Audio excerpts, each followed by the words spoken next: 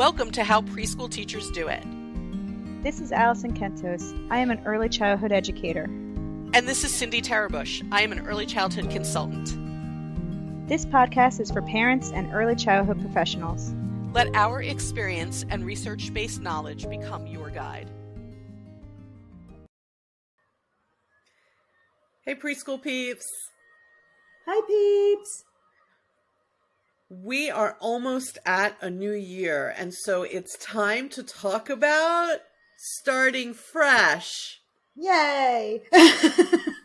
Yay is right. You know, one of the things you can do for yourself as you approach the holidays is go ahead and treat yourself to joining our Patreon, but that's not what we're going to talk about through the whole episode. I'm just going to mention the word. Ready? Patreon. And go and check out what's on there. Yes. But starting fresh, really, we wanted to talk about taking some things that you have and leaving them behind so that we can start fresh. Yeah. Kind of like letting things go a little bit. And it relates to something we actually said in the last episode about how we filter everything through our own mental lens. Yeah. As you all very well know, we bring with us our biases, our experiences, all sorts of baggage, and we bring it into our interactions with children and the things that we think they should do based on what happened to us. And I want to encourage people to think before they lean on things that happened to them. We all, as children, experienced things that left an impression. Some of them good, some of them not so good. Yeah. I think it's the not so good that leaves a more deeper impression, I think.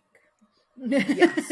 And it influences what we think people should do. And we can use a couple of examples of this, I think. One is, if when I was younger, I was intimidated by authority, I had issues with an authority, I had issues, teachers didn't understand me, I got sent to the principal's office, all those things will impact you as a parent or a professional. Mm-hmm. Families, when I say parent, I mean anyone raising the children. I really shouldn't use that word. It can be anyone raising the children. So people at home who are raising the children go into things like parent-teacher conferences, conversations with professionals, phone calls from the professionals with higher level of emotion than they might if they didn't have those issues when they were children. But what does that have to do with what your child is doing in the program? Probably very little. It also has very little to do with the people who are contacting you. They weren't there when you were a child. They weren't the people who did this to you. And so we need to take what happened to us. It's legitimate, our feelings about what happened, but we need to put it where it belongs. Something that happened to me in the past, and it might not be the same experience for this child I am raising. Yeah. To kind of leave the past in the past so that your past doesn't become your child's present. Does that make sense? Or future. Or future, yes. Yes. Yeah. Same for when children, your peers when you were young, did things that were not good, like bullying, for example. Mm-hmm. Yeah. If we really think about it, I think it's pretty rare to find the person who didn't at some point in their life experience some sort of bullying, prejudice, some sort of mean behavior. Yeah. All of us, I think, especially in those middle school years, that was brutal. Right. Yeah. But it's brutal for everyone. So, I mean, you're not alone here. You're not at all alone. It's completely and totally brutal. And it may have been at another age. It may have been before, during, and after that age. Yeah. People can be mean to each other. We know this. And unfortunately, when someone's being mean, there's someone who's the victim of that. Mm-hmm. Like I said, in a variety of ways. I would venture a guess that most people have experienced that sort of bad treatment from your Yes. peers. Yes. And children today, they also experience this from their peers. Growing up, the things that children go through when they're growing up look a lot different now. They have technology, they have the pressures of things like social media. And if they're too young to be on social media themselves, their families are on it. They have all sorts of things that are different about their world, but there are some things that are the same. Like children can be bullies or bullied. Children can be mean, which is different than bullying. Bullying is an ongoing, systematic thing. Yeah. But they can be randomly mean and someone is the victim of that. Children can still act out prejudices, things that they even have seen or heard from outside the school setting, and they act it out with their peers. All of that kind of stuff still takes place. And we know that there's a lot of that sort of thing because all you have to do is look it up and you find all the incidents and programs and ways that we're trying to teach children to be accepting and tolerant and kind. So that's all still happening. I have to be very careful not to take my trauma about it and have that influence how I tell my children to handle it. Yes. Because then I feel like you're projecting either, I want to see, maybe your lack of response of when you were a kid, because you were a kid, and telling your child to act on that because you maybe didn't, or maybe you acted on it and you regretted acting on it, or it worked, whatever it might be. That doesn't mean that's what your child should be doing. It might not work in that situation, and it might be getting them into more of a dangerous or unsafe situation. You know, like bullying when we were kids was handled much differently than it is now. I'm not saying, I don't even know if it was handled at all, I don't honestly. think it was handled at all. And that's what I'm saying. Like back then, it wasn't handled. And administrations in schools didn't really do much about it, at least in my case, you know, like, and I remember there being fights amongst middle schoolers and high schoolers out in the yard because they were settling some sort of thing, you know, whatever, because the administration didn't put their help in there to help that person.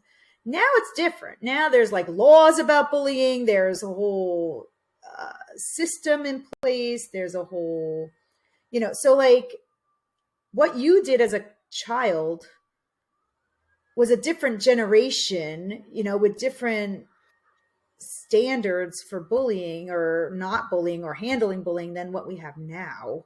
I also want to point out back in the past, there still is stigma, but there was far more stigma around mental health support. And listen, either way, whether your child is being picked on or picking on somebody else, both people need some mental health support, and hopefully we can help them both to get that so that they can move forward in a healthy way. We talked in our last episode about how punishment only works in the short term, and it doesn't solve the long-term problem because it doesn't get to the root of the problem. This is very similar. When we're talking about how children treat each other, if we tell the child, here, go do this, and it's really to punish the other person, that's only going to work in the short term. It's not getting to the root of the problem. We have to get to the root of the problem, which takes time. If my child was in that situation and I knew about it, I would be, saying to the school or program, what are you doing about this? I would go to that director or administrator and say, my child is being bullied or picked on. I'd like to know how you handle that. And then I have to listen and make sure that they're taking strong steps there but it's Yeah. not going to look like necessarily, I think it's not going to look like, well, don't worry, we'll toss the other person out, or we're going to really, because both parties need help. Mm-hmm. Let's go back to the administrator one. Yeah. Right? The way that we were treated by people in authority, whether it was the teacher, the administrator, whoever, when we were students, impacts our feelings of self-worth, autonomy, which is independence. Mm-hmm. It impacts how we feel about a lot of things, and it can cause us trauma. If you're still carrying that with you as something that makes you fearful of conversations with teachers or administrators, you've got some trauma, and that needs to be worked out. There are other situations too where we take what happened to us and then we don't start fresh with our own children, which is really, isn't, I think one of the gifts of raising children is that we sort of get to have a fresh start at a childhood. I get to see the world through my children's eyes, through their growing up. And that gives me a fresh start on seeing the world through those childlike eyes. I think not enough people realize that, or they get so busy in the job of working with children or raising children that they don't think about the opportunity it affords us to almost have a redo. Yeah. Yeah.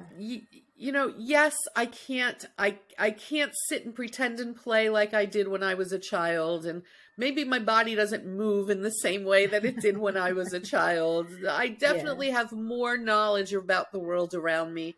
If I could just get into the moment and be present with these children, it's amazing to see them discover new things, to see them build a new skill, to see them explore the world. We need to start fresh and be present with them, no matter what we're doing. Right. And I think we need to realize that it's their childhood, not necessarily yours just redone. Because I've known parents who are like, well, I did it that way, so I want them to do it that way too. I knew a mom who would push everything that she wanted to do as a child, but didn't get a chance to do onto her kid. Yeah. I've done that though. Okay. No, I did it. Okay. Listen, Alison, when I was a child, the answer was always no to the gumball machines. My children were always allowed to get gum from the gumball machine. And there are times, honestly, when like my son's girlfriend or my other son's partner will say, like, why is your mom doing that? And they will turn around and say, it probably wasn't done with her when she was a child. Yeah. This is who my mother is. Okay. So that I have, that kind of stuff though, I think is fine. You're not doing any damage by letting your child have a gumball machine. You know what I mean? I think I am. Well, maybe you taught them that sweets or whatever. I'm talking about like, I knew a person, and this person is no longer in my life and probably doesn't listen to this. So I think I could say this, in that she really wanted to play a certain instrument in the band and she was not allowed to.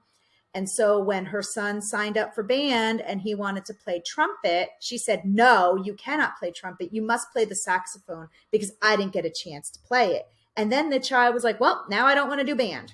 And he regretted like signing up for it at all because he wasn't allowed to even like learn the instrument that he wanted to learn. And so then he eventually did 1 year of band and was like, don't want to do it anymore.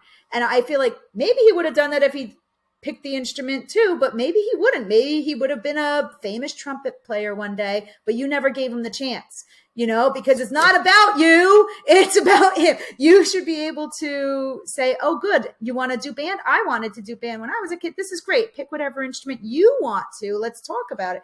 But instead it was always like, she would force her children into the sports that she wasn't allowed to play. And then they hated it. It was that kind of stuff too. And I think that's not what you should be doing.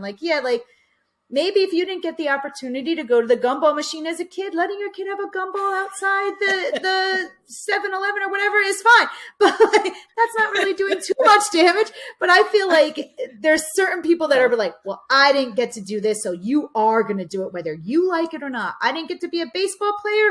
You're going to be a famous all-star baseball player whether you like it or not because I didn't get to do it. It could I don't think also that's be right. because you excelled at something, though. It can be because you Yes. excelled at something. It could be I did gymnastics. I was in the band. I was on the sports team. I loved it. It taught me many things. Now you're going to go Now you're do gonna, that, yeah. which is fine to introduce them to. Yes. But they Yes. eventually have to get to a point in that where you say to them, how are you feeling about this? Do you want to continue doing this? I think it's okay to say to our children, I got to do this when I was a child, or I didn't get to do this when I was a child. And that's why I would like you to try it. Try you give it. them, give them a chance to try, but that doesn't mean they have to stick with it forever, folks, just because you loved it or didn't get to do it. Right. They're their own people, you know, who might have their own ideas or talents of their own, you know, and just because you were a famous gymnast one day doesn't mean your child is going to be, or that your child wants to be, because the talent might be there, but they might not want that in their life. And that's okay. So I think it's okay to introduce it, but like, hey, let's try one season of baseball. You know, let's try a season of hockey. Yes, I liked it. Maybe you will like it. We'll discuss at the end of the season if you still want to do it, you know, but it'll be up to you, you know. But then you're as a parent, like, okay, I introduced it, and maybe they'll love it just like I did, or maybe they won't, and that's okay too. Because I feel like you're going to grow fresh start, because otherwise I feel like you're going to have a very resentful child who's forced to do things they don't want to do, you know. And yeah, start fresh. It's a new generation that might take the thing that you introduced and do something totally different with it. You know, you might have, you know, and that's okay, because it's a new generation and it's a fresh start, and that's okay. Yeah, it's okay. When I think it's really okay to explain, like, my children as adults will say, oh, she does that because it wasn't done with her as a child, or she wasn't allowed as a child. They know that because I told them. And I would say, I'm letting you do this. I always say that to them still as adults. I'm going to have you do this, or I want you to try this, or I'm letting you do this because when I was a child, it was a no-go. Yeah. And they laugh. They've heard this their whole life. There are other things that I did want them to try that I thought were good things when I was young. And it was not their thing. It was not. Yeah. And at some point we have to admit that. The children give us a fresh start. Maybe they will discover something that they like to do that I would have never thought of, considered, or been a part of my life. And I'll get to learn from them. Maybe that. Yes. That would be nice. Wouldn't that be lovely? Yeah. I think as the new year approaches, I hope that as people are thinking about this upcoming year, I'm not big on resolutions, you know, New Year's resolutions. I always feel like you keep it for like a week and that's it. I don't remember yes, I do remember. We have talked about this in the past. I usually pick a word for the year. That's what I do. That's going to be the word I make all my decisions based on. For example, one year I picked the word balance. I wanted balance. And so when I was making decisions about work and home, I thought about, where is my balance? I'm not sure what my word is going to be in 2023. Don't know yet. Maybe I'll let everybody know after January passes. I want to encourage you, if this topic resonates with you, to take the words fresh start. Make it your word for the year. And when you're thinking about what you're going to do with your children and making decisions with your children about what they're going to do, or for your children about what they're going to do, think about, does this provide us all with a fresh start, or is this attached to things that went on when I was a child? Yeah. Even when the chips are down, like in situations that we talked about, like how we deal with the adults in the child's program, or how we deal with the families when they come to us and we work in a program, how we deal with children's interactions that may not be good. How do we deal with that? Are we going to start with a fresh start and really listen to people? Yeah. Don't bring your stuff. Your stuff is old. You don't need that stuff anymore. Leave your baggage at the door. Yeah. Okay. We don't do the gumball machine anymore. There you go. It's bad for your teeth. It's bad for your teeth. But there Lesson you have learned. it. Exactly. I do other things though. I'll be honest. I'll take my kids places and stuff because it was a no-go when I was younger. Sorry, Mom. My mother likely does not listen, so I think we're good. If she is listening, sorry, Mom. Let's shout out a couple places, shall we? Yay. Yes, we have a new place in the world who have reached the tops in our ratings. I don't think we've said it before. It's Indonesia. Yay, Indonesia. Nice. Right? Thank you so much for listening to this podcast. And I feel like we need a drum roll for this one for within the United States. Thank you very much. I could You're do welcome. the fake drum roll with the software, but that's not nearly as fun as Allison banging on a table. Not as fun as me banging on a table. Yes. Yeah. Yes. Thank you. Finally, after all this time and much work, we are able to say that a top listening place in our ratings is New Jersey. Yes, Yay! Finally, New Jersey. Well, I'm not sure why it took so long, New Jersey, but here you are. I told you, Cindy, that people in New Jersey are tired of listening to us because we're here. So why would they listen? They don't all know us. Okay, listen. New Jersey is a small state, and people are going to be. Don't you ever when you go somewhere and you say I'm from New Jersey, and you're like, oh, my cousin's from New Jersey. My cousin's in this town. Do you know it? Yeah, like we don't all know each other. It's a highly populated. It's small yet mighty because it's highly populated. I think it's the most populated state in the country, and then it's so tiny. So I could see where people be like, well, aren't you all just like packed in there? You should know my cousin Jimmy. No, it's not quite like that. No, I don't know cousin Jimmy. No. Is anyone even named Jimmy who are children anymore? I think Jimmy is such a grown-up name now. I like that name though. Yeah, I know. Me too. You're Whatever right. happened It's my to little generation Jimmy? Where did little Jimmy go? We'll write a song later. But in the meantime, yes. New Jersey. Thank you. Finally, Yay. We are so glad you are in our top ratings. Yeesh. Stay there, New Jersey. Tell other New people. Maybe leak it to, I don't know, Pennsylvania, New York, Connecticut. Feel free to leak it to the states around us, but get more New Jersey people, for goodness sake. Yes. And we've shouted out the states all around us before, but not our actual state. So, Correct. So that's exciting. Okay, folks, stick with us through the holiday season. There are going to be episodes released during the holiday season. So please do stick with us. See what we have in store. You know, we do kind of fun things on holidays. Yeah. See what we have in store. Go check out our Patreon. You go to Patreon, look up How Preschool Teachers Do It. You can also link to it on our website, howpreschoolteachersdoit.com. And there are other things on our website to check out. We are on Facebook. We have a page there. Look in all the places, people.